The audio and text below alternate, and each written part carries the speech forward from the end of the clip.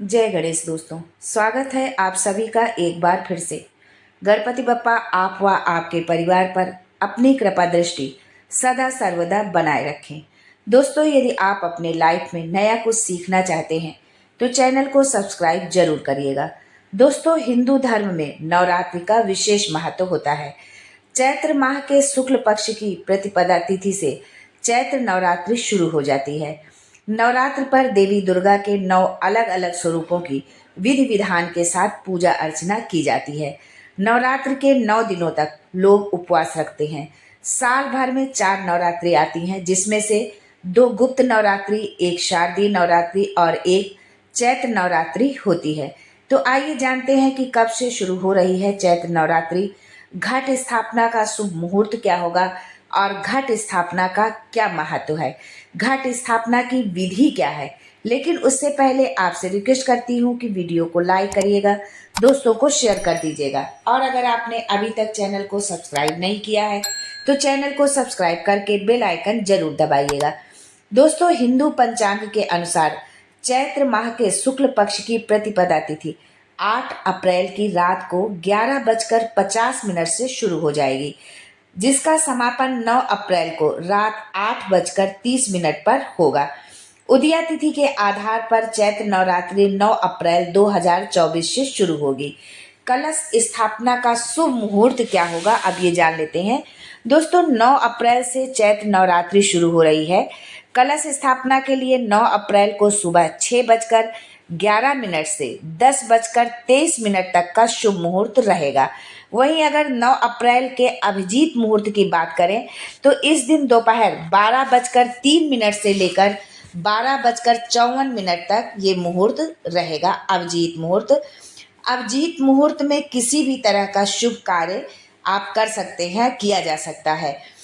चैत्र नवरात्रि का पावन पर्व 2024 में 9 अप्रैल से शुरू हो रहा है। तो नवरात्रि के पहले दिन भक्त माता की पूजा आराधना और व्रत रखने से पहले कलश स्थापित करते हैं। नवरात्र की पूजा में कलश का या घट स्थापना करना बेहद आवश्यक माना जाता है, खासकर तब जब आप नवरात्र के दौरान व्रत लेने वाले हों, यानी 9 दिन का यदि आप अखंड व्रत लेने वाले हों, अखंड ज्योति जलाने वाले हों, तो घट स्थापना बहुत जरूरी हो जाती है। हिंदू धर्म में आस्था रखने वाले लोग किसी भी शुभ कार्य से पहले कलश स्थापित करते हैं। इसके पीछे वजह यह है कि कलश में सभी देवी देवताओं के साथ ही समस्त तीर्थों का निवास भी माना गया है। कलश के मुख में भगवान विष्णु, कंठ में भोलेनाथ और मूल भाग में ब्रह्मा जी विराजते हैं। साथ ही कलश के बीच वाले भाग में देवियां निवास करती हैं। साथ ही घट को ब्रह्मांड में मौजूद शक्ति का प्रतीक भी माना गया है। घट या कलश को स्थापित करने मात्र से घर में मौजूद वास्तु दोष दूर होते हैं। यदि आपके घर में किसी भी तरह का कोई वास्तु दोष है, कोई घर में निगेटिविटी है, तो वो दूर होती है और पूजा आपकी सफल होती है। यानी कि जो आपने 9 दिन आपने पूजा का संकल्प, व्रत का संकल्प लिया है, अखंड ज्योति जलाने का संकल्प लिया है, वो निर्विघ्न रूप से जो है वो संपन्न होती है। इसलिए नवरात्र के साथ ही किसी भी शुभ कार्य से पूर्व घट को स्थापित करने का विधान है। हर शुभ कार्य से पहले जो घट स्थापित किया जाता है उसे स्थापित करने की विधि अलग अलग होती है। यानी कि जिस भी कार्य के लिए हम घट स्थापित कर रहे हैं उसकी विधि अलग अलग होती है। लेकिन यहाँ पर हम जानेंगे कि नवरात्रि में जो हम घट स्थापना करते हैं, कलश स्थापना करते हैं, अखंड ज्योत जलाते हैं, उसकी क्या विधि है। आज हम आपको बताएंगे कि अगर आप नवरात्रि के पहले दिन घट स्थापित करने वाले हैं तो किस विधि से आप घट स्थापना करें, क्योंकि यहाँ पर आज हम बात ही कर रहे हैं नवरात्रि से संबंधित, तो नवरात्रि के ही घट स्थापना की आज हम बात करेंगे। दोस्तों, जो भी भक्त नवरात्रि में माता की विधि विधान से पूजा करते हैं उन्हें नवरात्रि के पहले दिन कलश की स्थापना जरूर करनी चाहिए।